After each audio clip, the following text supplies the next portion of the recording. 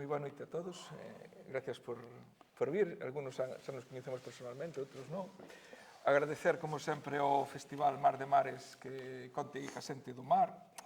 Xa son varios anos que estades facendo elevades avante este proxecto na cidade da Coruña, onde o mar é o protagonista e onde nos estades ensinando incluso a nós, os mariñeiros, cousas tan bonitas, non? Como as que traedes sempre a nivel mundial, porque traballades a nivel mundial e traedes eses fotógrafos que nos fan esas fotos aí na Antártida ou esas fotos das baleas tan preciosas. Bueno, é a Concelleira de Cultura por acompañarnos hoxe aquí tamén. Pois, como lle dixen a Manolo, ele está xogando na casa, está na súa casa, en Sada, no seu pobo, xa o coñecedes, é un lobo de mar. Faltalle a barba esa espesa, pero... Xa tuve. Eu son un aprendiz aínda de lobo de mar, teño 47 anos, el casi ten 10 anos máis que eu, xa que ten bastante máis experiencia, pero o que temos en común os dous é que levamos os dous andando mar toda a vida e non sabemos outro oficio que non sexa ese. Eu, desde que teño uso de razón, desde que meu avó me enseñou a bogar na súa gamela, embarquei e aí ton, non fixen outra cousa máis que traballar no mar. E ti igual, non? Sí. Fai cousa de un mes ou un pouco máis, tuve unha chamada precisamente de Luís e dixo que querían rematar estes actos, este Festival Mar de Mares, cunha conversa mariñeira entre dos mariñeiros que falaran un pouquiño da súa trayectoria vital, non? E, bueno, eu dicir que ele é de aquí, é un mariñeiro ártabro, non? Eu son un mariñeiro da Costa da Morte. Eu veño de Fisterra. E se teño que pensar e pechar os ollos, penso nese primeiro encontro meu co mar, que igual a ti che pasa igual, é ese cheiro a brea. Vos diredes que a brea, si, a brea que utilizaban os mariñeiros antes, a brea mezclada con alcatrán para estancar esas embarcacións. Meu avó eu vivía na casa con meus pais, con meu bisavó, e tiña unha pequena jamela ca que iba os calamares. Eu creo que empezamos todos indo mar, empezando os calamares tamén, non temos eso Más ou menos, sí. en común. E o meu primeiro recordo é ese, non? Ese bote de pintura baleiro que se enchía desa brea que era como unha especie de mel, se fundía co alcatrán, e aí estaba. Black, chamámolle Black, sí. Había que entalo. Ese é o meu primeiro recordo, así que teño, ese cheirume a alcatrán. E ti? O mismo, había que entalo para dalo quente, aquí chamámolle Black, tal, ou Black. Era curioso, porque cando secaba, quedaba perfecto. Pero onde estaba as capas moi gordas, cando viña o sol, pisabas encima del e quedabas apegado, e depois manchaba todo. Era o que odiaba eu. Acordas? Sí, da chalana do meu avó, que como hubiera un día de sol destes de 30 grados... Se había un día de sol, que encía e apejaba, o sea... Sí, pero depois non te salía do pantalón, porque eso era... Era alquitrán. Alquitrán puro. Entonces... Pero era conservante, era un bon conservante, e estancaba as embarcacións. O segundo recordo que teño, pois, que sempre digo, non, cal é o primeiro mandamento, se houbera mandamentos dunha religión do mariñeiro, cal é o primeiro mandamento, non? Aprender a bogar, penso eu, non? Home. O meu avó, porque claro, ti tes 5 ou 6 anos, e parece que non, pero fondear unha chalana xa ten o seu aquel. Non é coller e tirar o rizón en calquer sitio, non? Entón, me acordo que el nos aprendía todo eso, non? E a miña primeira pesca que tuve na miña vida, o meu primeiro peixe que matei, pois foi unha lura. Foi unha lura porque eu penso que calquera home que empezara ao mar, o primeiro que se vai é cunha embarcación a pescar 4 fanecas e tal, e o meu primeiro recordo é ese, non? O meu avó tiña unha técnica especial para matar calamares, era moi bon matando calamares. Antes íbase a pescar nas embarcacións, tiñas a chalana, bogabas un pouco, nada, metíaste ali, 10 minutos, e en 7 ou 8 brazas había calamares, e me acordo que levaba no bote das pastillas que tiña, o levaba cheo de aceite. E mollaba a potera. No aceite. E cha. E bueno, era así. Bueno, a ver, que de cando éramos nenos, unha particularidade importante, non? É moi curiosa, porque cando ti eres neno, o bote ou a boceta de teu pai parece un mercante. Efectivamente. Eu recordo me meterme na tilla, a tilla era o caixón de proa, que tiña un cuartel, pero metíame para agacharme, porque dicía, oye, non te levo ao mar e tal, e eu rabiaba, que daba chorando na casa, e decía, eu, vas-me joder. Iba unha hora antes e metíame na tilla. Pero ahora con 80 kilos ou 90, dixo, pero como facía eu para meterme ali? O sea, ese é un dato curioso, eres neno, e a barquilla, a embarcación, parece un mercante, pero non hai tal mercante. O de aprender a vogar é o que dixo Xosé, o primeiro mandamento da religión. Pero era como os nenos na escola, empezas por párvulos, depois vas para primeiro, segundo, terceiro. Pois aquí o primeiro era aprender a vogar. Que o remo era máis grande que ti, moito máis grande. Pero daquela, como había, vamos a ver, tanta cultura de mar, a mí fixeron os remos á medida. Cando eu era neno, claro. Claro, porque con remo dun home non podías. Que lujo. Lujo é hoxe, porque vamos contar unha cousa que é real. Lujo é hoxe. Comprei un bote ao meu fillo, e non dou atopado un carpinteiro de Ribeira que me faga uns remos, porque non sai. Pero daquela non era lujo. Daquela era, falla un remo cativo. E a contestación do carpinteiro, que che vai soar, de cantas cuartas? Porque medíanse por cuartas. E as embarcacións medíanse por cuartas de quilla. O metro había, o carpinteiro de Ribeira facía os cos ollos cerraos, pero preguntaba ao dono, ao armador, de cantas cuartas queres? O remo ou de cantas cuartas de quilla queres a lancha? Entón, ese era o primeiro, o parvulito, logo, era o primeiro curso. Depois así que aprendías a bogar ben, non choupar nin tal, bogar ben. Depois había que, enseñábanche a ir á xeringa, con remo solo, na popa. Aí había que ser artistas. Con un remo solo, facendo zig-zag. É curioso, porque remas de espaldas. E daquela, unha das preguntas máis importantes, dicía eu ao meu pai, dicía, pero ponte de espaldas. Eu tamén era turrón, non? Dicía, pero se vou de espaldas, como sei para onde vou? E os mariñeiros marcaban pola popa. Ti miras para diante, vale, para saber onde queres ir, pero depois marcas pola popa e vas de espaldas, ti vas lle dando, e o barco vai levar o rumbo que ti queres, pero tens que marcar pola popa. Eso é outro dato importante tamén a saber. E logo, a embarcación que tiñedes vos era unha lancha aceiteira? Era unha boceta. Era unha buceta, non era unha lancha aceiteira, pero... Non ten que ver. Porque estamos acostumbrados a escoitar sempre, cando falamos de embarcacións tradicionais, a palabra dorna, non?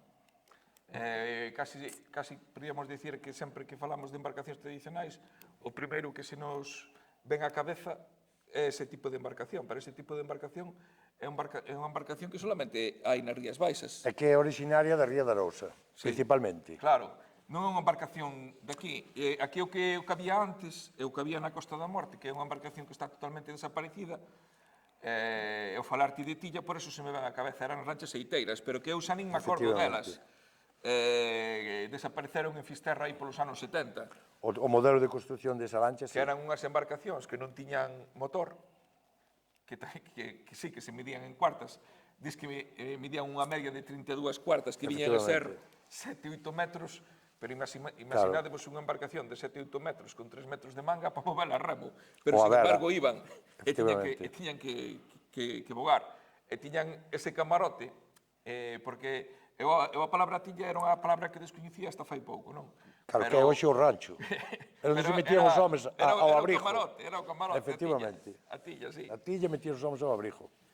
Outro dos recordos que teño da miña nenez foi, creo que un dos recordos que máis vivos teño, Manolo, e non sei se a ti che pasou igual, é unha cousa que está ahora de moda, que é o meu primeiro encontro ca Ardentía. Ardora, o mar da Ardora. Ardela a hoja. Ahora, co paso do tempo, ardo mar, vas aprendendo cousas, e hasta fai poucos anos me enterei de que o animal, que é un tipo de fitoplancton, ten hasta un nome superpoético, porque resulta que se chaman Noctilucas scintillantes, non sei se o sabías. Non sabía, non?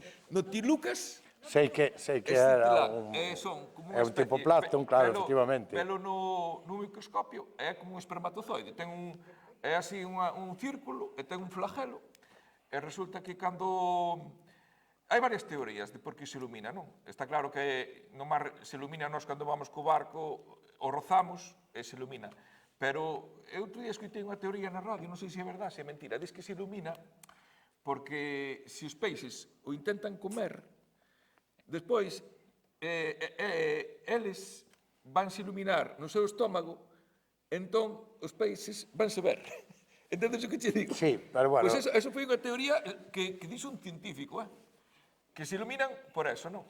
Bueno, ahora sabedes que está de moda o Mar de Ardora, estes dous últimos anos, sobre todo na Costa da Morte, hai unha campaña aí co Mar de Ardora criminal. De feito, hai unha playa ali en Lase este ano que hasta había lista de espera para poder acudir porque había unha ringleira de coches tremenda, non? Eu me acordo, pois, ese primer momento, esa primeira vez que teria eu 9 anos, así, que fun ao mar en ese pequeno recú, con ese allón de 24 cabalos, e agora vos digo a palabra allón e diredes de que estades falando. Resulta que na Galiza o paso da vela tradicional á motorización, pois prácticamente non tuvemos que depender de motores chinos nin japoneses. En Galiza facíanse motores. E os deles, o máis famoso de todos, é o allón. Allón é a palabra noia ao revés. Entón, vos ides a Noia, incluso hai unha plaza que é a Plaza do Allón. E se ides ao Museo do Mar de Noia, entonces ali se alucinades, porque hai días que incluso teñen un allón de 24 cabalos que pesaba unha tonelada, que era o barco, o motor que tiña meu tío con 3 cilindros, pesaba unha tonelada, había que encendelo con mechas, pero teñen un de 100 cabalos que pesa 7.000 kilos. Sí, sí. Eu me acordo, en aquel barco que apenas que tiña unha dinamo, non tiña nin corriente alterna, que seguramente ti empezaría a somar igual. Claro.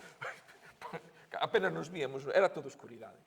Ese primer encontro ca Ardora, non? De repente mirar pa popa e dicirte, pero que pasa? Que é isto? Pero non como agora, que agora é unha ardorilla. Un Ronsel, Manolo. Exagerado moito, moito máis. Incluso viñas ao porto, verdad? Metías a man no porto. Ou bañarte no mar.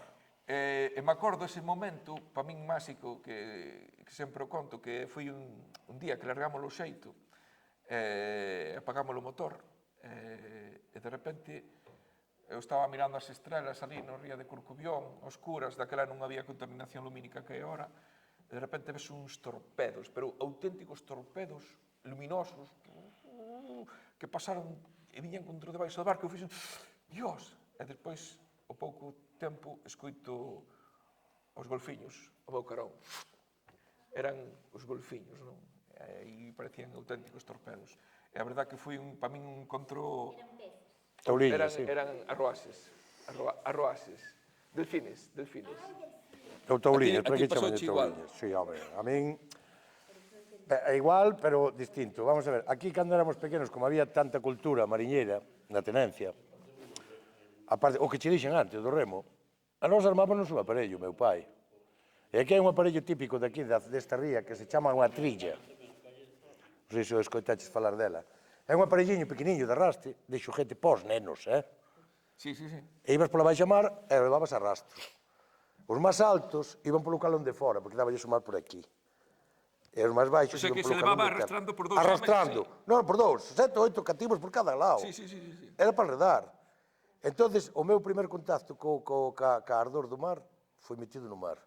Movías un pé e había fluorescencia. Movías unha man, eso era impresionante. Entón, aquí agora, a ver, eso todo quedou asoleto, prohibidísimo. Mira ti que da época que che falo, nós tiñamos 2 trillas que armabas meu pai. Para mí e para os amigos. Que algún deles anda comigo ao marón da hoxe, mira o que che digo. E íbamos á trilla a coller chocos, a coller salmonetes, a coller as ollas. Donde está o hotel, este hoxe aí, aí había unha rampla, a rampla pequena, ou a rampla do Carjadoiro. E aquí enfrente había a rampla grande, que que tiña un espigonciño. Pois nós trillábamos pola beira-mar, polos petros de cebado, a coller unha farta de choco, se vas na marea baixa. Ese foi o primeiro en contacto, porque nós éramos como os gitanos. Nós acababa a escola e comprabanche na casa unhas cangrejeras daquelas de plástico que che deixaban aquí a marca do óxido da hebilla no tobillo, e xa nos quitabas en todo o verán.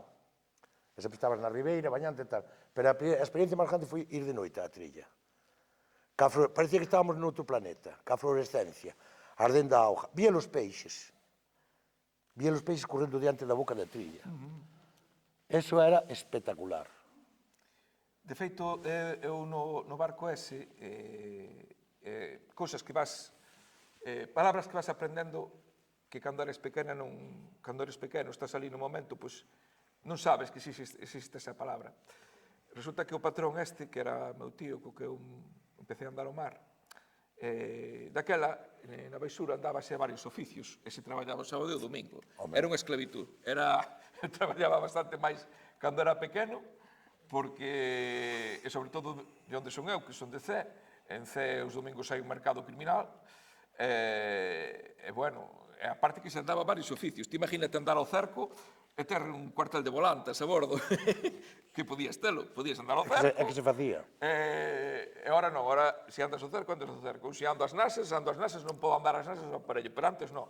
E me acordo que en aquel barco andaba, era un barquiño pequeno, andaba con pouco aparello, pero o tío era hostia, de feito, está vivo ahora, de feito eu quero lle facer unha entrevista, o tío non quere, pero está próximos 90 anos, tiña unhas mans así, un home superforte. O máis curioso de todo era que el casi toda a vida traballou con ese barquiño, a súa muller lle vendía peixe, fixo unha casa, as súas fillas teñen carreiras, e o máis curioso de todo é que non tiña un aparato a bordo, macho. Non tiña unha sonda a bordo, era increíble. Me acordo un día, fora eu a excursión de fin de curso do Tabo de Sevetre e trouxera de Toledo un puñal, deses de Rambo, sabes? Que tiñan unha brújula. Hasta nin tiña, non sei que lle pasaba un día de néboa, e resulta que non lle funcionaba o compás. Estaba roto o cristal. Entón, lle dixen eu, joder, valdrá isto? E o tío collío o puñal e o metío así, e chegou ao Porto Santo, E eu me acordo cando largaba, era todo por marcas.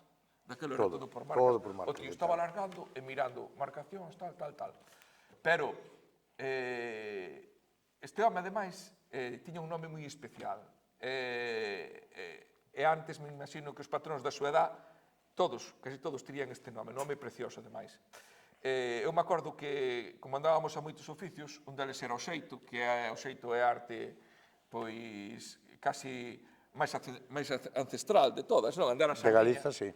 O xeito, andábamos o congre tamén, as nasas. Entonces, para alargar o aparello, apagábamos as luces todas. Imaginade, na ría de Corcubión, ou aquí en Sada, todo apagado. Eu nada máis que lle vía a man, ele iba na proa, sentado na proa, iba mirando o movimento dos peixes. E por ese movimento fugaz que facían cardora, porque iluminábanse cardora, sabía se era sardiña, que eso sabrás ti, eu non o sei, pero ti seguramente que ves un cardumen así, se sabe se son sardiñas, se son surelos, sabía se eran sardiñas, se eran surelos.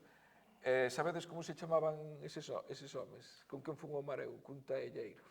Non sei se o sabías. A palabra taelleiro é moi antigua. Taelleiro. E para min que taelleiro ven de atalaya, non? De atalaya, entendes? Taelleiro. Este home era un auténtico taelleiro. E me acordo eso, que viñamos para a terra con unha manada de peixes sempre, pero criminal. E o máis curioso é que sin unha chefa a bordo, sin nada. Nada. Eu cando empecé ao mar con meu pai, non había ningún aparato, nin maquinilla, siquiera. Era todo a man. A palabra taelleiro eu teño escoitado moito, pero é máis originaria da Costa da Morte, Rías Baixas. Aquí, cando se pescaba, o mestre, porque hai que diferenciar, patrón era de calquer outro oficio. O que andaba ao cerco ou a terrafa era mestre. O sea, ti chegabas a terra, que orden dou o mestre? A orden era a hora de salida pola tarde. Chegou o mestre, ainda non chegou, era mestre, a palabra é mestre. O sea, dentro do mundo do mar, o mundo do cerco é a parte. Entón, hasta incluso o vocabulario. Entón, aquí os mestres non iban no puente. Os mestres, cando traballábamos a Ardor, ou Ardora, como dían nas Rías Baixas, o mestre iba a probar. E no puente iba o patrón de costa. E como se pescaba á vista, o mestre era o que dirigía a maniobra desde a proa. Dicía, oi, o patrón, dalle a babor, dalle a estibor.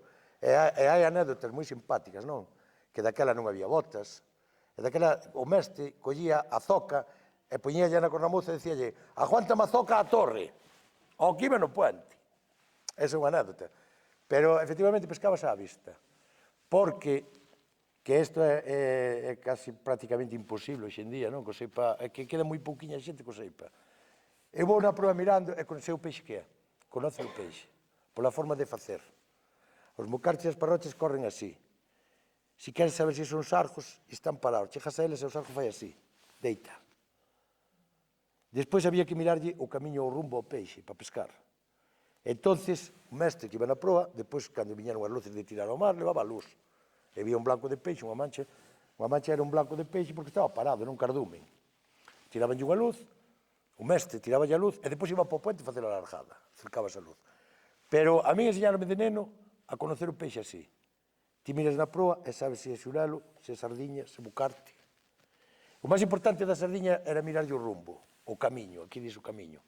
Mire, para onde a sardiña normalmente, cando non vai en mancha, en cardume encerrado, vai en estrados. Entón, aí, hai que ser máis fino, logo. Porque unha mancha de peixe, se é máis grande que unha parella, largas no medio dela, pesca calquera.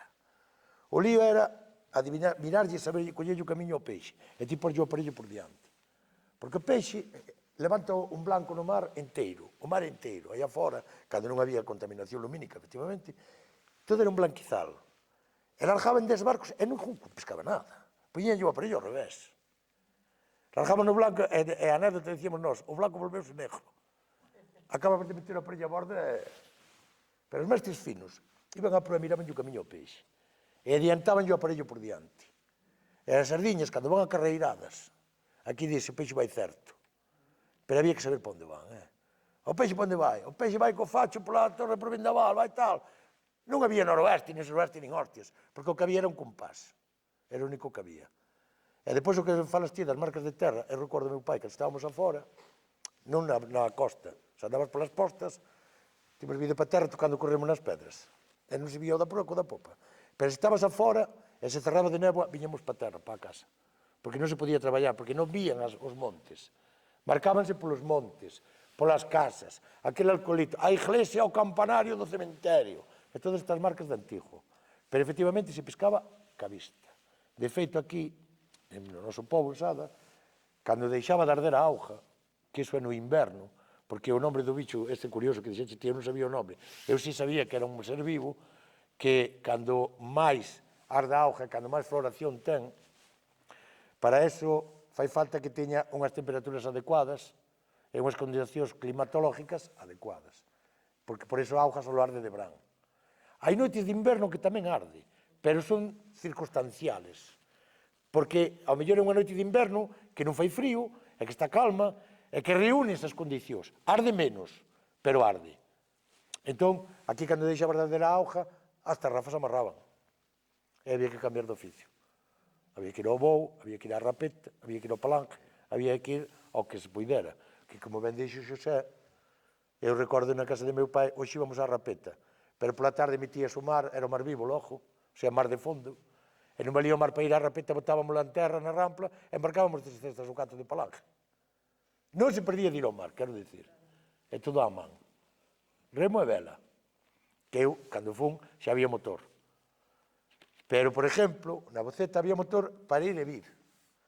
Pero outra cousa que nunca entendía en cativo. Nos chegábamos nas postas, a traballar nas postas, e apagábamos o motor. Apagábamos fora, meu pai. Dicía, cala da boca. E non deixaba bojar a calquera, porque se choupabas embalaba o peixe. Na posta traballábase todo a remos. Na Boceta 4 homes. 2 remos por estribor e 1 por babor, porque ibas largando sempre facendo cerca a babor. Pero, dicía, pero que atrasados son, non? Temos o motor aquí e temos que ir bojando. Pero, claro, pasan os anos e faste home, e entendes todas as cousas. Era para non embalar o peixe, para non asustalo. E máis motor había, pero traballabas a remo todo a remo, todo a remo. Sí, que eu me acordo precisamente en ese barco que andábamos ao embalo tamén. Incluso anduve en un oficio que poucos patróns de pesca que eu coñeza da miña edad anduveron unha vez, igual ti sí, que eras pioneras. Sí, de inverno, aquí andabas de inverno. Que son estes peixes que, de feito, teño máis ganas de comeros a fai infinitos anos, que Tan non os como bos porque non en sei se ti tortilla. os pescas. É que agora foi moitos Bueno, os anos. piores son estes peixes así pequeniños que hai nos portos que teñen unha hueva. Sin sangre, Non se poden pescar ahora, non? non teñen sangre. Bueno, aquí chamanse pións en casi toda Galicia, menos en Fisterra, que Fisterra sempre ten a súa nomenclatura especial, que se chaman sújuras. Sújuras. Pois eu me acordo que íbamos a embalalos. A pionera. A uns sitios donde íamos, que había moitísimos, era a Comboa. Resulta que en Galicia hai varias comboas, non solamente hai esa, e resulta que Comboa é un sitio onde desova o peixe, que o tío sabía onde se levaban. O que é o santuario, E sí. había que ir moi lentamente. Sin embalar. Despois había que facer ruido a hora de, cando o aparello estaba Choupar. largo, corremos Depois a choupar, efectivamente. Bueno, era unha pesca preciosa, pero bueno, viñas, eu me acordo cando era rapaz, que tiña aquí uns callos que non os teño ahora, de bogar, tío. Efectivamente. E teño roto, non moitos remos, pero algún remo de bogar, tío, que non aguantan, que te metes un hoste que nin Dios, porque ti confías, e caes para a proa. E ora, que podemos falar de Ardora, Manolo? Aquí lle A ver, podemos contar a esta xente. estamos falando, e vouche dar un apunte. O de romper o remo, e vouche porque me dixeron a mí, é porque non sabías bojar, O que sabe bojar non rompe o remo. Bueno, A mí trozoume o remo e trocei a espalda así atrás co banco. E dixen ao meu pai, joder, este remo tal. Dixo, non sabes bojar. bueno, non é por eso. A mí dixome así.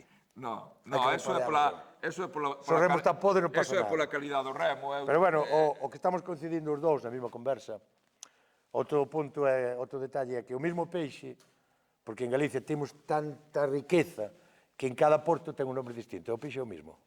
Porque os piós, ti vas á ría de Pontevedra e chamanlle bojós. O peixe é o mesmo. E vos facer como O os remo. colledes? Como os Sí. colledes? Ahora non tanto. Cando traballábamos por la ría, sí. E podes levar para terra a vender, sí, non? Podes levar. Nós nunca os vendimos. Vendíamos de cativos, sí, porque de inverno nós traballábamos na Pulgueira, aquí nunha pedra que había aquí, e nos muelles, coa pionera que nos daba o meu pai, e ibas. En vez de ir a xogar a PlayStation, collíamos o bote e íbamos á pionera. Depois miña nai vendía na plaza o peixe. Meu pai era mariñeiro, miña nai vendía na plaza. Criounos a 4 fillos e estamos aquí todos. Nunca de outra cousa vivimos. Pero, bueno, coincidimos en que, eu quero resaltar outro punto, dos mestres de antes eran pouco máis que astronautas ou traballaban na NASA.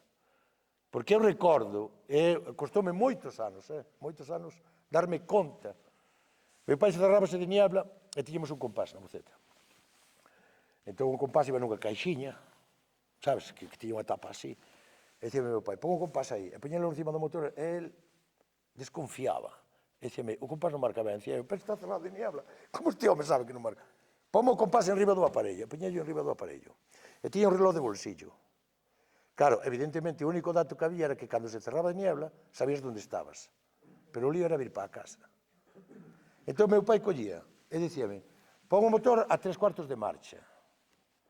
Hoxe en día os motores teñen contra revolucións, vas a 1000 voltas, a 1500, pero daquela 3/4 de marcha era darlle a palanca e poñer dos dedos contra o mamparo. E metía a mano no bolsillo, quitaba o reloj e miraba. E dicía, veña, 20 minutos a sur, cuarta, suroeste. Non falaban de grados, falaban por cuartas, porque a Rosa dos Ventos ten 32 cuartas. E ao chegar ali, a media hora, volví a mirar, e dicía, apaga o motor, escoita. Escoitábamos a costa. E ao mellor armábamos os remos e íbamos a reconocer as pedras. Eran estrategas, conocían as pedras. Cerrado de niebla nunha costa e miraba para a costa e dicía, estamos en tal sitio. Mira que costoume moitos anos. Pero depois chegábamos aquí á rampla. Apaga o motor, escoita, armado os remos, a rampla está aí. Dicía, pero isto é imposible. Polo reloj. Nin sondas, nin GPS, nin nada. Pero outro dato máis importante era como controlaban as lunas e as mareas. Cando non había muelles, as lanchas varábanse na playa. Claro, pero na playa o mar sube baixo. Entón, o mestre botaba contas. porque preguntaba yo, bueno, máis curioso que decía o meu pai. E logo, porque fondíamos hoxe aquí, e ayer fondíamos ali. E dicíame, por que quero ir ás 7 da tarde para o mar? Entón, eles miraban a marea. E dicía, de cando foi a lúa? A lúa foi de antes de ayer, vale. A 3 días de luna, cabeza de auja. Sabedes que significa cabeza de auja? Que igualan as mareas. Cando a luna é nova ou é viva, sube máis e baixa máis. Aos 3 días de luna nova ou lúa chea, aquí, cabeza de auja. Cabeza de auja que igualan as mareas. Baixa menos e sube menos. Entón eran estrategas, porque miraban o reloj, que o reloj de bolsillo non teña unha casa, o de meu pai, heredeino, miraban o reloj, un Roscoff, sí. Miraban o reloj e dicía, dalle fondo ao resón. E a boceta quedaba fondeada. E dicía ya a xente, ás 5, vamos para o mar. E ás 5 da tarde, chegabas á playa, e o mar non chegaba á proa da boceta, dábache para saltar a bordo, esperar media hora máis, e xa nadaba a boceta. O sea, cada día varaban aquí, aquí, aquí. O sea, eso non fan nin os astronautas, oxe, joder. É certo. Era inteligencia pura. E vamos contar un dato. Meu pai non sabía ler nin escribir. Porque, por desgracia, aos 9 anos empezou ao mar. Morreu meu abuelo, era unha chea de irmás, e tocoulle. Pero partía os cartos. Eu recordo, o sábado na miña casa era unha festa. A mí mandábame buscar un garrafón de viño, ao trombón. Vai buscar un garrafón de viño. Para a compañía, para a tripulación. E a forma de partir os cartos era sentalos nunha mesa, facer unha caldeirada, ou unhas xibas, ou o que fora, a miña nai, e botaban toda a tarde o sábado partindo os cartos. Dicía eu, papá, queres que te faja eu co lápis? O lápis non sabía ler nin escribir, pero partía os cartos, e non fallaba. E depois outra anécdota moi importante, a ver, curiosa, porque eu teño unha memoria impresionante de neno, non? Mira se era ingenuo eu, ao mellor con 5 ou 6 anos, porque meu pai viña do mar e dicía a miña nai, que matáchedes? Porque aquí matar é pescar, non é unha palabra mala. Non se dicía, pesquei e tal, non, que matache? Matamos isto. E dicía meu pai, matamos 30 pesos. Sí, tamén, porque é dos de antes. Pero chegaba meu pai do mar, que matáchedes? Matamos 50 pesos, matamos 30 pesos. E eu mira ser ignorante e dixo, eu pensei que pescaban os pesos. E dixo, pero este coño pesos como vou, me cago en Dios. Non, non se dicía en peixe, dicíase en cartos. O sea, a outra cousa que me quedou grabada. E dicía eu, mamá, cando se deitaba, mamá, pero papá que pesca os pesos. Eu pensei que pescaba os pesos co aparello. Mira que inteligente era. A inteligencia era eso, de varar a lancha para a hora e dalle a orden á xente. Ás 5 para o mar. E non se mollaba nin Dios. Unha das cousas que boas que ten o noso oficio, que sabes que é un oficio moi jodido, respecto a outros sectores primarios, é que chega a hora do sábado e a partir todo o mundo. Hasta fai pouco. Eu, polo menos, no meu caso, Manolo, eu hasta fai pouco, todos os sábados, vou collelo sobre a casa vendedora, asa moito, asa pouco, chamo o tripulante, bueno, hasta fai un par de meses, porque ahora me obligan a pagarlle polo banco. polo banco. Pero hasta esas tradicións ancestrais, porque eu xa vos digo, eu fui hasta fai 2 meses, eu levo co barco casi 20 anos, e o sábado pola mañán, era as 9 da mañán no barco, lle presento, igual que ti, todos os papeles, aí lle fago as miñas cuentas, lle desconto o que haya que descontar, e partimos. Pero ahora, hasta nin eso, ahora todo polo... Que é outra forma máis de acabar cas tradicións de antes. Sí, sí, sí. Porque o que ti vendís, eu creéme neso. Pero que eu despois estuve en barco, se non tiño hoxe. Eu no Virgen Blanca, que ti o conociches, no Ana María, partíamos, pois, ao mellor na Casa do Mar. Bueno, cando se iba o sábado ao mar, de viernes por sábado. E daquela, viñas do mar pola mañán, e collías a un e mandábalo, xa cun balde de parrochas ou de chinchos, vaite para ali, que fagan unhas tortillas, e vai fritindo o chincho, e nos quedábamos fregando o barco limpando. E depois, a partir xa era unha festa. Sí, sí, sí, sí. E nos chegábamos ali, poñeros poñeros a parte, ali debaixo da pana, métenos debaixo da pana. Debaixo da pana é outro término mariñeiro, que era apartados da barra da xente, no reservado que tiña, vamos para debaixo da pana. Eu recordo que era unha festa. Rapaces, canto fixemos? Tanto. Vales en riba da mesa, lápis, nada de tal. Pero unha cerveza, viña viño, viña come tal, viña frita e peixe e tal. O almorzar é peixe. Ahora acabouse todo eso. Hasta nos prohibiron eso. Ahora teño que ingresar no número de cuenta a cada home. Hasta a procesión do Carmen, que non podes levar a ninguén, que te podes meter en un lío grande. Hasta a procesión do Carmen. O póñete no periódico. Me cago en Diola, na ría de Ceo Corcubión. O póñete no periódico. Sí. A mí puxeronme en todos os periódicos. Imaginade como era isto que eu, por exemplo, en Cee, dentro da Costa da Morte, era o pueblo máis industrializado que había, tiña uns esteleiros que se construían mercantes de hasta 4.000 toneladas. E o armador era de Cee, lle daba postos de traballo a xente de Cee, incluso construía os barcos ali no esteleiro, e me acordou no Carme que se había un mercante próximo Era o que lle tocaba levar a Virxen. a Porto de Corcubión, mandaba vir para a terra, teño fotos eu cos mercantes, pero con centos e centos de personas. Sí, aquí Ora, nada, olvídate, ora levas a 4 amigos contados, listo. É que, a ver, é que che poñen tan difícil que tampouco non podes. Non podes. Pero queríamos explicar unha cousa respecto á ardora, e che preguntei como ves o tema da ardora, e que eu, ora, e sobre todo vos, Luís, que vos gusta moito insistir sobre ese cambio climático e falades con moita xente que sabe desas cousas, eu estou notando un cambio grande neste mar galego, non? E precisamente o daño que vexo eu que se lle está facendo o mar galego é precisamente na ardora, que non hai ardora. Pero, Non hai ardora, non ten nada que ver a ardora que hai agora, que va. que a ardora que había antes. Para De nada. feito, tamén escoitei ou lin que a ardora que se viu na Costa da Morte, na playa de Carnota, non é siquera a ardora nosa. Real, non é a real. Non son as notilucas escintiladas, chámanse alexandrinos tamarienses. O sea, é outro É dicir, tipo de bicho. É da mesma familia, e para darse teñen que haber unhas condicións especiais. Unha, que é o que pasou na Costa da Morte, na playa esa que iba un montón de xente. Na desembocadura dun río, pouca salinidade, Claro, augas e dulces. temperatura alta, entendes? Claro. É dicir, nin é esa. Entonces, claro, nós vendemos como que Mar da Ardora e resulta que eu non o vexo. Eu intento velo, Efectivamente, no, pero que miro o non... Porronsel de popa pola noite cando está No. a 5 millas da costa, que xa non hai pouca contaminación, e ves o Ronsel, unhas espuma, pero aquela No, que va. aquela Antes vías fluorescencia... os barcos a millas. E A 2 millas vías pasar o barco. E notase no é o peixe. peixe. Eu me acordo fai 20 anos que largaban no Mar do Monte as vetas, cando eu empecei, xente, sobrinho, todos estes escapaban das beiras porque cargaban de xurelo e boga.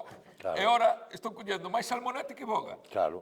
Increíble, porque de salmonete podes untar unha caixa ou dúas caixas, pero que de boga non son capaz de untar unha caixa. Porque Desde que agora chegas pa aquí, non están as beiras.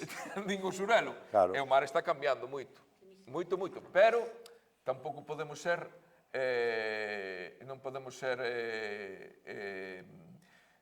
decepcionarnos e dicir, isto acábase porque, por exemplo, o ano pasado foi un ano moi malo o polvo, este ano os mariñeiros que andan ao polvo están tendo un ano moi bo. Hubo anos malos a centola, pero estes últimos 5 anos están sendo todos anos con moitísima centola, que parece ser que este cambio de Evidentemente, acidez claro, que vamos a ver. que parece que lles favorece. Pero, vamos, en sí eso houve casi toda a vida. O sea, en máis cantidad ou menos, non? Porque, de feito, se era un ano de nécora non había polvo. Se era Sí. Ben, pero que estamos falando da ardora é preocupante. Sí, eu... Porque vamos falar de cambio climático? Sí, hai que falar del. Pero vamos falar de contaminación tamén. Sí, pero porque aquí se estamos falando do cambio de acidez. Vamos falar de contaminación, Cambio de acidez. de depuradoras que non existen, Sí. E de que o mar non é un basureiro. E iso afecta un montón. Sí. Porque ti, ao mellor, cando había ardora en condicións, hai 40 anos, botamos unha botella de lexivia no mar e non había ardora. Entón, agora, todo vai para o mar. Sí. O sea, cambio climático, sí. Que estamos tocando especies, porque eu collinas no meu barco, de zonas de trópicos, aquí, especies de augas quentes, que eu nunca na vida... Mira, eu collín unha sardiña voladora no Orzán, no Ana María, no barco anterior a este, e tuve que chegar a terra e mirar no libro que peixe era. Collimos un pez de limón, o mesmo. Porque tuve que mirar, porque son peixes de zonas de trópicos, de temperaturas altas, calentamiento global, etc. Eso é real. Eso é real. E como é eso, ardora. A parte de, a ver, ahora non hai ardora na costa pola contaminación lumínica, efectivamente. Antes non había esa contaminación lumínica. Pero é que nos abríamos as 90 brazas e non había contaminación lumínica ni con os blancos de peixe víanse a 3 millas, que metían medo. O tema é o cambio de pH da acidez do océano. Posiblemente. Que é o que din os científicos, non? Que ese dióxido de carbono vai directamente para o océano e o mar empeza a acidificarse e hai especies que non producen como outras, claro. Claro, seguramente esa especie que produce ardor é das máis sensibles tamén. E eso é alimento dos peixes, Claro, eso vai ao lado do plasto. Eso é alimento dos peixes, tío. Por eso aquí, cas afloracións de brao, cando ardía a auga, do plasto e todo, era cando se máis se pescaba. Porque o peixe, as sardiñas, os xirelos, o bocarte, todo eso, vai comer ese peixe. Entón, sube a superficie. Porque eso aflora, é unha explosión logo. Sí. Eso é unha explosión, a floración, é unha explosión, entón, claro, o peixe, eso vai detrás deso que é a comida. Que pasa? Se non hai esa comida non hai peixe, porque o peixe desplázase a outras latitudes donde sí hai esa comida. De feito, por os científicos tamén, por calentamentos globales, por exemplo, a nosa sardiña da costa, agora está collendo altitudes máis altas. Por qué? Por temperaturas de auga e vai detrás da comida. Que nós aquí toda a vida chamamos o pasto. Cando as sardiñas, que vou vos dar outro dato curioso, ti pescas as sardiñas de noite, envásalas de noite a bordo, esa sardiña pola mañá solta un líquido verde por aquí. E di a xente, coño, esa é do pasto, claro que é. Pero se ti largas a mañá, e as sardiñas as envasas, as matas, cando é día xa, o peixe ben purjado, non soltas eso.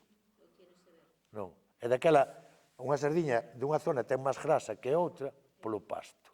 Aquí tiñan fama as sardiñas de Campelo, eran as mellores do mundo. Pero porque tiñan o mellor pasto do mundo. E o pasto, que nós chamamos o pasto, é esa floración. É toda esa comida que hai no mar. Todo o plancton e toda esa floración. Entón, é como un porco. Se tens un porco na casa e darlle de comer cousa boa, sabe mellor que o de granxa. Verdad? Pois o peixe é o mesmo. Sabe o que come. Ao pasto que ten. Outra das cousas que me veñen así a memoria da miña nenez son as baleas. Porque, para ben ou para mal, Ballenas. na ría de Cee Corcubión había a baleira máis importante de toda Galicia. En Galicia hubo tres indústrias baleiras, tres factorías.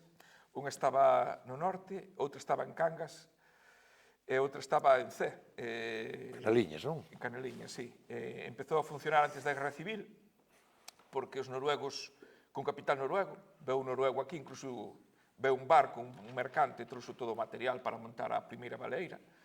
Estamos falando de 1920, pero durou solamente 7 ou 8 anos, pero, bueno, fliparon ca cantidad de baleas que había, ademais, moi próximas á costa, porque unha das cousas que ten Fisterra é que ten o cantil cai moi rápido. É dicir, en Fisterra a 3 millas hai 600 brazas, non? Xa está no canto. 600 brazas, 1000 e pico metros. Sin embargo, na Coruña, a 3 millas é onde pesco eu, hai 40 brazas. Por eso as baleas na Coruña é moi raro velas, non? Porque, sin embargo, en Fisterra, moitas veces desde o faro se observan baleas, non? De feito, este ano entraron candorcas, o ano pasado entrou unha xibarte, ali brancas, bueno, é un sitio moi especial para ver baleas. Pero despois da Guerra Civil, entre os anos 50 e 85, ou sea que estamos falando de 35 anos, en Cee había uns baleeiros e se dedicaron a cazar baleas e deixaron a costa feita unha braga, tío, que arrasaron con todo. Agora, afortunadamente, están volvendo as baleas, non? É o que recordo en ese barquiño pequeno é salir po mar, por exemplo, os días de sur, a ría de Corcubión está orientada a sur, esa brisa de sur, pois traía ese mar cheo de grasa de balea, porque en esa factoría, cando se mataban a balea, os desperdicios todos iban po mar, non era como ahora, non eran industrias daquela maneira, daban igual traballo a 60 ou 70 personas, pero, bueno, a sangre iba toda po mar, eso traía moitísimo peixe, verdad que traía moito peixe. Pero ainda ahora non son capaz de dicirche este cheirume é así como este. Non sou capaz. Porque pero un cheirume bravo... Non tes outro para comparar. É bravo, un cheirume rarísimo, que era o cheirume de despazamento de baleas, non? Un cheirume moi raro. Era un cheirume inesquecible, seguramente. Sí, que traía, o que era salir do porto, como o veramento de sur traía toda esa grasa, e todo que era a ría de Corcubión, que non é unha ría ancha, unha ría estreitiña, era de color verde. Era de color verde, e non sei se te acordas ti de pasar por ali. No, de tan novo non, fui máis vello. Bueno, teño na miña mente, desafortunadamente, no ano 85 firmaron a moratoria, deixamos de cazar baleas, e afortunadamente hai algunhas especies que xa prácticamente van a extinguirse, pero hai especies que se están recuperando, non? É unha cousa curiosa así da Costa da Morte, igual que tendes vos aquí unha cousa que na Costa da Morte nós non tiñamos, ou que me acorde que eran os patexeiros, non? Patexeiros. Que me chamou moita atención, non? Vamos a ver, aquí había moita tradición. Aquí empezou a traballar ao patexo, todo isto é documentado, Que porque son os cagresiños estes pequeniños eu que nadan. conocín as lanchas patexeiras, incluso a última tal, andaban ao xeito de Bran, empezou a traballar ao patexo cando fallaba o peixe. Andaban ao xeito, fallaba a sardiña e iban para o patexo. Daquela había moitísimo patexo. Entón o patexo era o abono natural mellor do mundo para as terras. E de feito traballaban para eso. Logo, as fotografías que hai das lanchas paradas, cargadas de patexo, cos carros, cos bois, cas zorras, que eran os carros de 4 rodas, que cargaban máis. Ben, dedicábanse a eso. Aquí había moita cultura de patexo. Ensada. O patexo collíase con bou, a man. O que pasa é que iban ás playas de fora. Cando fallaba na ría, iban ás playas de fora, iban a Ríos, a Campelo, iban a Frouxeira, a Vela. Vela e para. Depois empezaron a meter os ollos pequenos de 24, pero iban a Vela. Perdona, como podían O patexo o collían con un bou, é un aparello de arrastre, pero manual. O sea, o largaban e alábanse á man. O sea, o que fan hoxe maquinillas, entre 2 homes por cada cabo, polas cas, alábanse á man. As cas eran de esparto, porque as que tiña meu pai na Rapeta tamén eran de esparto. Xa existía o coral, pero o coral desfacía chas más. E o esparto era máis blando. E as cas levaban unhas marcas, como un arrastrero totalmente, sin portas, levaban unhas marcas, e tiñan que alar os da proa, igual que os da popa, o aparello viña así, tiñan que ir alando e cantar a marca. Primeira, tal, hasta que collía a primeira tiñes que parar, se non atravesabas o aparello, era todo manual, e cargaban o patexo. de terra? Non, eso era un aparello de arrastre autóctono de aquí. A ver, o arrastre foi francés, o arrastre con portas e tal, pero o arrastre manual, veu aquí, andaba só, esas mesmas lanchas patexeiras de inverno andaban o bo de vara. E a vara que era? A vara era a verga da vela. A verga que tiña para poñer a vela, poñera na boca do aparello e andaban o bo de vara. Bueno, pois todo eso se traballaba para abonos. Nos últimos anos, cando xa se deixaron de traballar as terras, e non era tan comercial nin tan interesante, vendían na Coruña e iban a descargar a Ponte da Pasaxe, porque ali había os produtos químicos. Vendíase para facer produtos químicos. Hasta que despois desapareceu esa gran, pois tamén, sería un cambio climático, cambios estacionais. Hai patexo, pero non esas cantidades. Estamos falando que unha lancha de patexeira traía 12.000 kilos de patexo. Viñan os homes encima da pila. E gobernábase a popa cunha caña, e o da máquina. Había motorista e patrón. E o patrón a popa. E os homes viñan encima da pila do patexo, porque primeiro enchían abaixo. Había que botar varios lances. Senón, porque iso había que traer kilos, para que pudieras ganar de comer. Entonces, hasta que cargaban, botaban a noite traballando, e botaban en pila. E hai fotografías, que as hai, que veñen os homes encima das pilas do patexo. E a lancha a beber de paxariño, como solimos dicir aquí, o sea, con mar na coberta. Séntate e non te movas. E unha pregunta, iso compensaba económicamente? A ver, eu son de Cetebre, e miña nai lembra de vir o Claro, claro. Quero dicir, eles non creo que pagasen moito por un abono que ao mellor o podían conseguir de outra maneira, non sei. Pero compensaba... Vamos a ver, rentable tiña que ser cando iban, porque nunha lancha patexeira iban 6 ou 7 homes, porque traballaban todos ao man. Entón, rentable tiña que ser, senón non irían. Eu o que non lle podo dicir é o que costaría un carro de patexo, ou se vendía por paxas, non o sei. Rentable era, pero bueno, sigo dicindo, rentable traendo toneladas. Pero naquela época non había abonos. Tampouco había, claro, efectivamente, tampouco había abonos químicos. Químicos. Señora, o gusto da vida, porque Penso que veu despois, despois do ano 50, ao mellor, Sí, pode ser, non sei. Están moi cerca del mar e además había mucha gente que tenía la tierra durante el día y tenía el mar durante el día. Hombre, a ver, esa era outra. Iba parejo. Pero eu Es- estou falando da parroquia de Cecebre, Ese que era non outro. é precisamente esa situación. No, non, E non. os meus pais, a miña familia, viña asada, non solamente por Ao Patexo. Viñan ao Arjazo tamén, que en ocasións levaban carros de peixe, non sei que peixe era, das fábricas. non sei, porque As borbas. No, eso tamén, que ten razón. Aquí había 7 ou 8 conserveras. eran peixes que os Levaban as borbas son as tripas e as cabezas. Eso tamén ten ido para as leiras. Despois, hai outra particularidade.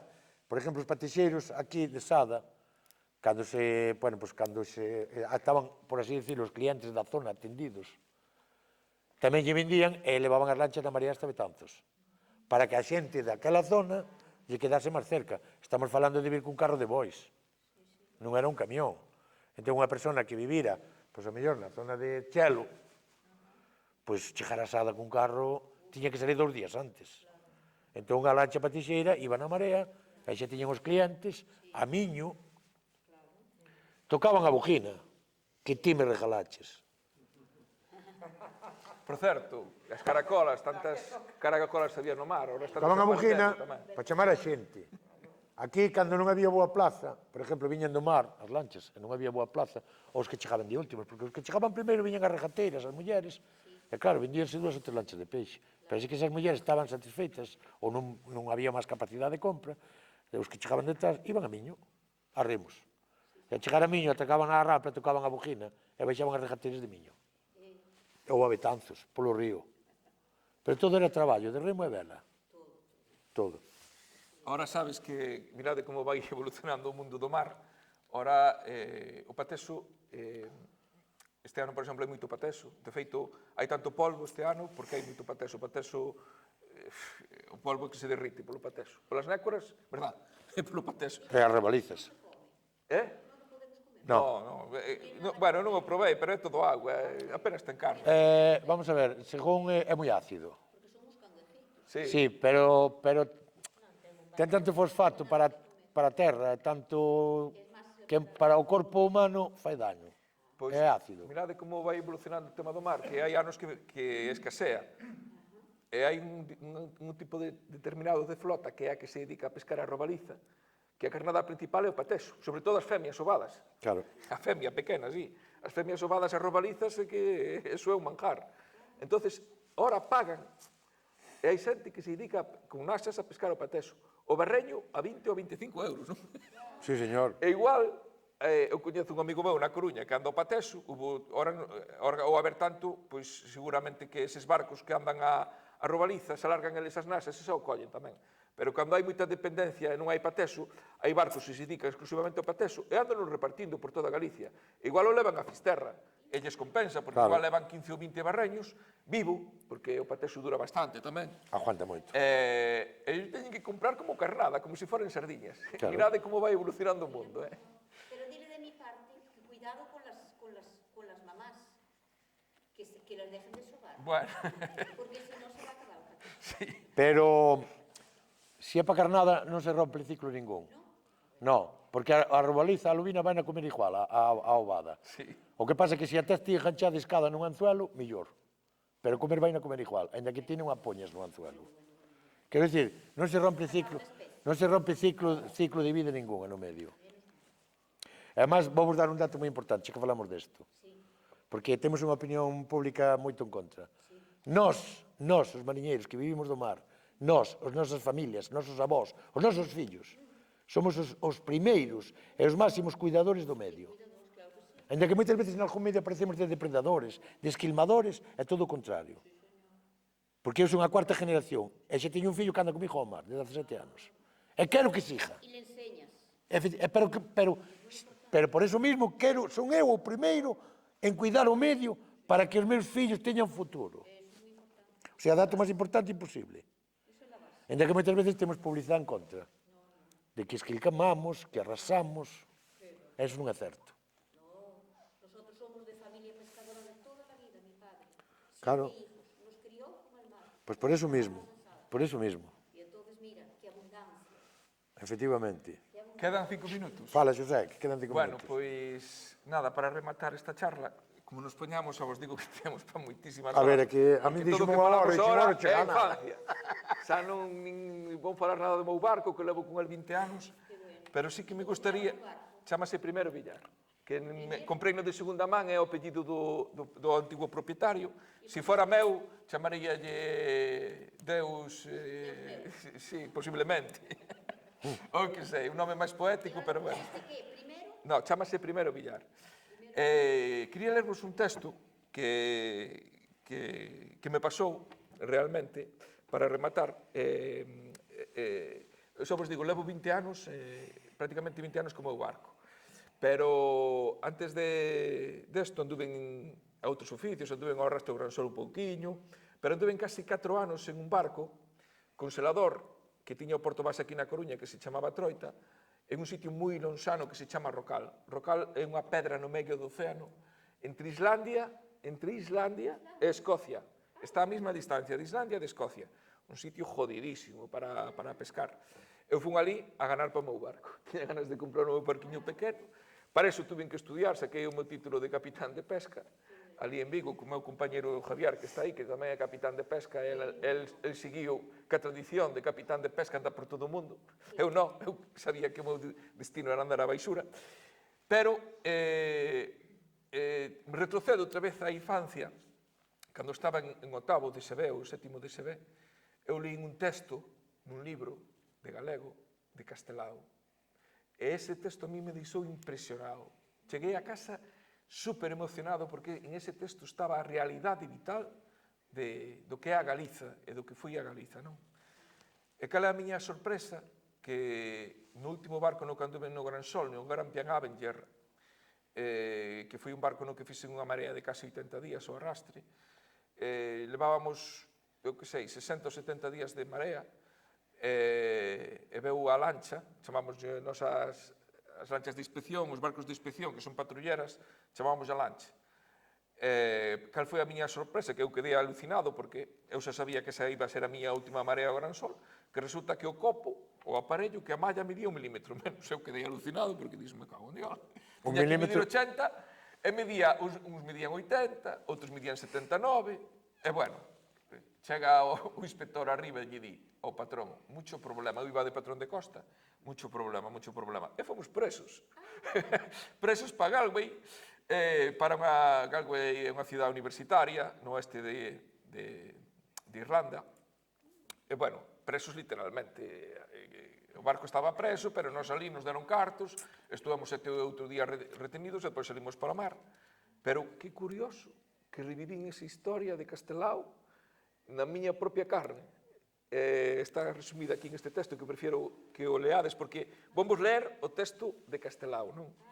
Isto pasoume a min, foi como unha cousa así no tempo, non? Que tanto me emocionei eu con ese texto de Castelao, e que me iba a dicir a min que me iba a pasar, non? E o texto di así, este é o texto de Castelao. Nunha rúa dun porto lonxano do norte, un mariñeiro de fala francesa tropeza cun mariñeiro que fala inglés. Os dous fanse promesas de gran amizade, cada un no seu falar, e sen entenderse camiñan xuntos, collidos do brazo, servíndose mutuamente de puntales. O mariñeiro que fala francés e máis o mariñeiro que fala inglés entran nunha taberna servida por un home gordo. Queren perder o sentido xuntos para seren máis amigos. Quen sabe se despois de ben borrachos poderán entenderse. E cando o mariñeiro que fala inglés xa non rese co seu corpo comeza a cantar. Lanchiña que vas en vela, levas panos e refaixos para a miña Manuela. O mariñeiro que fala francés arregalla os ollos, abraza o compañeiro e comeza tamén a cantar. Lanchiña que vas en vela, levas panos e refaixos para a miña Manuela. Ai, os dous mariñeiros eran galegos. O taberneiro, gordo como un flamengo de caste, veu saír aos dous mariñeiros da taberna e pola súa faciana vermella escorregaron as vaguas e despois dixo para sí nun laído saudoso, lanchiña que vas en vela, tamén o taberneiro era galego. Este é o texto de Castelao. Este é o que me pasou a min. Nun porto moi lousano, quizás Galway, un patrón de costa de Cee era conducido a terra xunto con toda a tripulación do pesqueiro Grampian Avenger polas autoridades irlandesas por, según eles, medir algunha malla da rede 1 milímetro menos do reglamentario. Alí estuvo o barco retido con todos nós arredor dunha semana. O noso carón, dun pequeno pesqueiro irlandés, subía e baixaba un rapaz de pelo longo e loiro. Semellaba a dos homes do norte. O terceiro día deste lamentable apresamento, eu baixei a terra a mirar se os cabos do barco seguían amarrados correctamente e cruceime de súpito con este home loiro, que me preguntou en perfecto inglés: "Are you walking in this Spanish fishing vessel?" Estás traballando neste barco español? Sí, contestei, yes. E voltou-me a preguntar: "Do you come from the northwest of Spain?" Ves do noroeste de España? E lle dixen: "Yes, amigo, fálame en galego, son o fillo do churreiro de Muxía." Belarmino, que así se chamaba aquel rapaz, desgraciadamente morreu fai 3 anos, o fillo do churreiro de Muxía, pero fíxome revivir en plena carne aquel conto de Castelao que lera na escola e que falaba da triste realidade vital dos galegos. Sí, E agora señor. ti, a tua última anécdota. A miña última anécdota, bueno, pois para rematar. Ahora conto xa me río solo, non? Pero daquela, cando me pasou a min, era unha vergonza. Eu empecé a mandar con 24 anos. Como se suele dicir aquí, a xente non daba unha perra por min. A xente boa de mar, onde vai este rapaz? Bueno. Pero bueno, a curiosidades da vida, non? A vida dá moitas voltas. Depois a élite dos mariñeiros pedíame traballo. Cando se ganaba. Eu fui para o mar e no primeiro barquiño que tiñamos unha sonda de papel e un chivato. Daqueles un capri de 5 canales, non sabes? Que tiña, bueno, ti conoces. Non había máis. Estábamos na laxiña, en riba do peixe, para largar da xeixo. Eu eran as primeiras mareas, os primeiros días. E acabase a sonda de papel, para que entendan, vamos a ver, era como un sismógrafo, a máquina de la verdad esta, que vai unha agulla marcando, pois así vai, marca o fondo e a outra marca o peixe. Tal cual, o papel vai correndo, é un papel carbón que cheiraba, que ainda tiño o cheiro metido aquí. Abría la sonda e aquilo mareábate. Si, cheiraba o carbón, ao carboncillo. Entón, é unha anécdota moi curiosa, non? Porque estábamos para largar en riba do peixe e acabas o papel. Me cago en Dios. E agora que fago eu? Para barco, a xente lista que a boia na mar, tranquilos. E veña, isto arreglaron 10 minutos. Os 10 minutos botaron 2 días. Tiñe tantas voltas ao rollo de papel que a sonda non iba. Puxen un papel novo. E además, mira, se teño memoria, un rollo de papel costaba 1000 pesetas. Nas valía unha medida de peixe. Unha medida de peixe eran 100 kilos. Nas valía. Por eso se lle daba a volta e aproveitábase. Que tamén daba lugar a errores. Bueno, poño o papel, arranca a sonda e me cago, tal, non vai, tal. Eu, claro, pola vergonza, non preguntei. E volta outra vez, e volta outra vez. A sonda non vai. Jodeus a sonda. Vou chamar a Julio de Radamar. Sonache. Viñámonos para terra. Viñámonos para terra. E ao día seguinte, topei aquí nun porto con un patrón vello dos de antes e dixome, que che pasa, Manoliño? Porque a xente conocíase ya, mirabas para a cara e xa sabías se pasaba algo, non? Dixo, señor Manolo, é que pasou un mesto. Dixo, como que? Non che marcaba, jodeus a sonda ou tal, non. O estilete que tiña, para que marcara máis, doblaba yo e marcaba máis. Se estaba estirado, marcaba menos.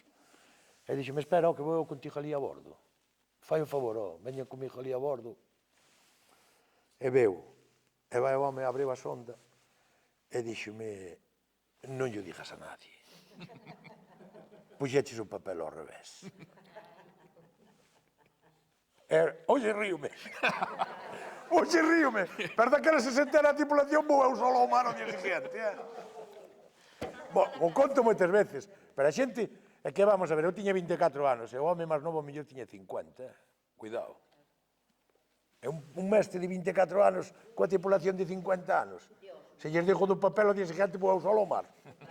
Quedo o barco eu solo a bordo. E daquela, por iso é unha anécdota de contar. Puxen o papel ao revés. E jodín unha noite de mar. Pola vergonza de non preguntar polo chivato, porque daquela falabas polo chivato e oíante todo o mundo. Mira este, tal, mira cual. Pois pola vergonza viñen calei a boca e viñen para terra.